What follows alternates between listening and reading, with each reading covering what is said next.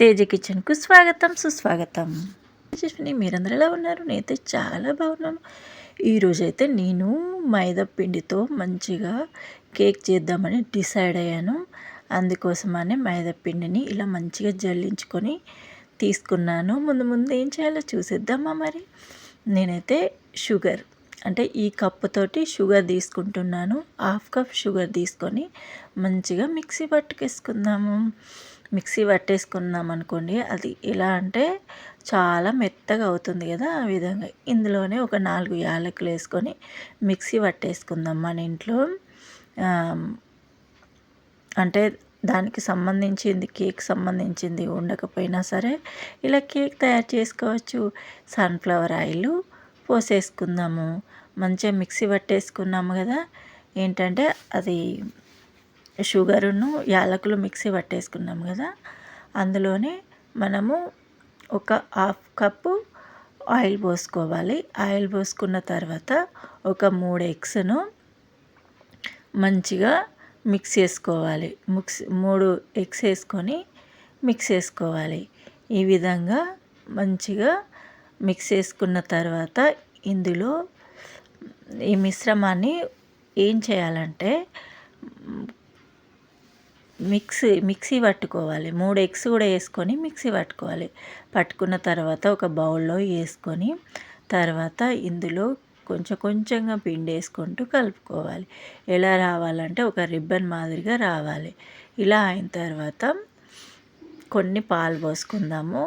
కొన్ని పాలు పోసుకొని మంచిగా కలుపుకుందాము. పాలు పోసుకోవడం వల్ల ఫ్లఫీగా మెత్తగా మంచిగా వస్తుంది. ఈ విధంగా కొన్ని పాలైతే పోసుకున్నాను. పోసుకొని మంచిగా కలుపుకుందాము. ఏ విధంగా అంటే కేక్ మనకు బేకరీలో లాగానే వస్తుంది. ఇంట్లో చేస్తే ఇంకా చాలా బాగా వస్తుంది. నేనైతే ఈనో వేస్తున్నాను. మీరు ఈనో ప్లేస్లో బేకింగ్ పౌడర్, బేకింగ్ సోడా వేసుకోవచ్చు. నేనైతే ఈనో వేస్తున్నాను. నేనైతే బాండి పెట్టుకున్నాను ముందుగానే. మీరు తర్వాత అయినా సరే పెట్టుకోవచ్చు. ఇందులో ఒక స్టాండ్ పెట్టుకోండి. స్టాండ్ లేదనుకోండి, ఉప్పు పోసుకొని పెట్టేసుకుంటే సరిపోతుంది.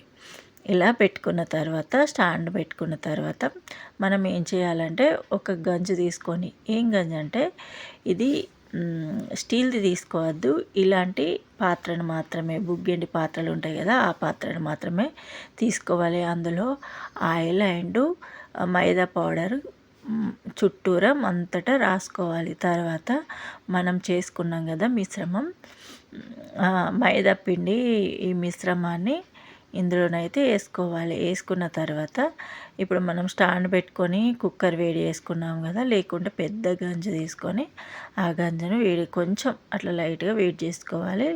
లేకపోతే మీ ఇష్టం, వేడి చేసుకొని అవసరం లేకుంటే అలానే పెట్టుకోవచ్చు. కొంచెం టైం పడుతుంది అంతే.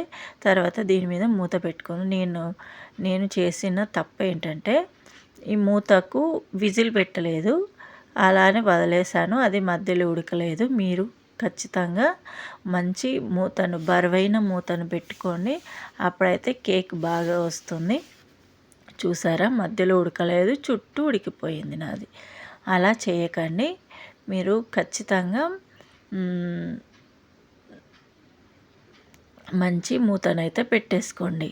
ఇలా పెట్టుకున్న తర్వాత చూసారు కదా, ఇంకా కాలేదన్నమాట. మనకు చాకు గుచ్చామనుకో, గుచ్చితే అది కాకపోతే అంటే అది అంటుతే మనకు కాలేదని అర్థం. ఇప్పుడు చూసేద్దామా, నేను వేరే మూతను పెట్టేశాను. చూసారా, 1 నిమిషంలో అయిపోయింది. నాకే తెలియకుండా అది మాడిపోయింది. ఇప్పుడు గుచ్చి చూద్దామా. చూసారా, అంటలేదు. మన కేక్ అయితే రెడీ అయిపోయింది. ఇంతేనండి, కేక్ రెడీ అయినట్టే. చూస్తున్నారు కదా, వావ్, కేక్ రెడీ అయిపోయింది. కానీ పైన మొత్తం తీసేసి లోపలైతే తినేసాము. చాలా టేస్టీగా ఉంది, చాలా బాగుంది. ఇది కనుక మీకు నచ్చినట్టయితే లైక్, షేర్, సబ్స్క్రైబ్, కామెంట్ చేయడం మర్చిపోవద్దు.